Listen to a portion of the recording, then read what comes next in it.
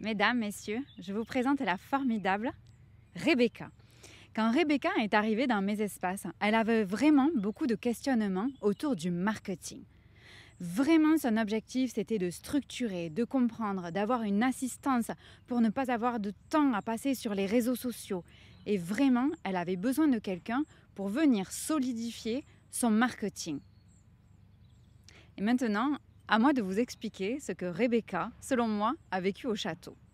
Quand Rebecca est arrivée pour profiter de mes 20 dernières années d'expérience en marketing digital, j'ai refusé de l'accompagner sur ce sujet. J'ai tout bonnement refusé parce qu'il me semblait que, du peu que je voyais de Rebecca, elle n'avait pas besoin de moi pour ça. J'ai senti immédiatement que comprendre les codes du marketing en ligne, ce ne serait pas vraiment un problème. Rebecca a une intelligence atypique, un cerveau délicieusement différent, et elle était capable de comprendre sans moi tout ça.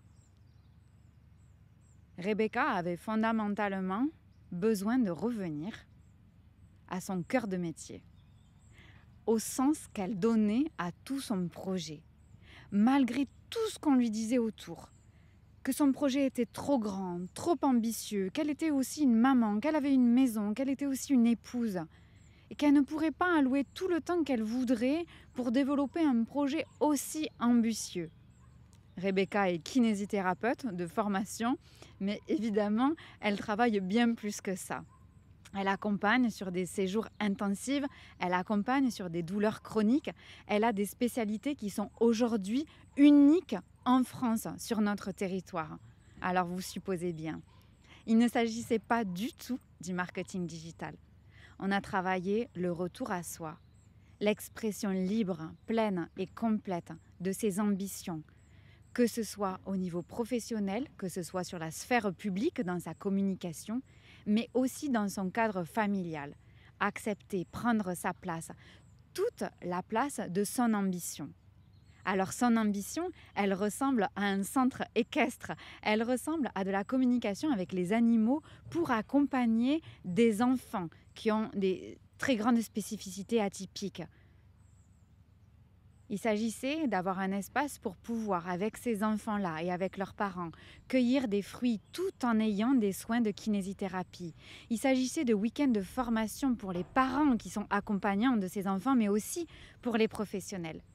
Mon rôle a été de la guider vers le retour à elle, à ce qu'elle voulait vraiment.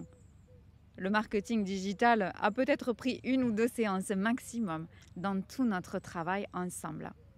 J'ai refusé que Rebecca rejoigne le bureau rose parce que je savais que ses fondations d'entreprise étaient déjà présentes. Elle travaillait déjà depuis de nombreuses années. Elle n'avait pas besoin de structurer son marketing, ni d'avoir une assistante en communication, ni d'engager des frais marketing. Elle avait besoin de prendre la mesure de son ambition et de mettre en place les choses. Elle avait besoin qu'il y ait quelqu'un qui lui dise qu'on pouvait la voir, qu'on la voyait confiante. Elle avait besoin qu'il y ait quelqu'un qui croit autant qu'elle à son projet. Le château a été ce sanctuaire pour accueillir ses ambitions, a été le sanctuaire pour accueillir son intuition, a été le sanctuaire pour aussi accueillir ses immenses compétences. Au château, Rebecca s'est révélée. S'est révélée à qui? À elle-même, surtout. Et c'est ce qui lui a permis d'avoir les premiers clients qui sont arrivés pendant que nous étions ensemble. Alors non, ce n'est pas moi qui ai fait le travail. Ce n'est pas dû à ce que j'ai fait. C'est évidemment dû au travail de Rebecca, bien entendu, et aussi à notre relation. Alors qu'est-ce qui a fait que ça a si bien marché dans la personnalité de Rebecca? La première, c'est son ambition. C'est une femme ambitieuse et qui avait besoin de redéfinir ce qu'est l'ambition par rapport aux membres de sa famille. Bah oui, parce que l'ambition, qu'est-ce que ça veut dire?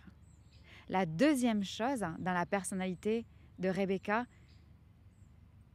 c'est agir, c'est passer à l'action, sans avoir besoin qu'il y ait personne qui lui dise, évidemment. C'est aussi cette grande ouverture d'esprit et ouverture de cœur, être au service d'eux. mettre sa compétence, mettre aussi ses talents innés, non pas ce qu'elle a travaillé, mais ce qu'elle a reçu, ce avec quoi elle est arrivée, pour les mettre à disposition du monde. Rebecca, c'est comme une étoile filante qui passe dans le ciel quand elle est au château. Elle est là, elle apporte son sourire, sa joie, sa légèreté aussi, et aussi sa profondeur. La profondeur et sa vérité. Parce que, comme toi, comme moi, ce n'est pas non plus un être parfait.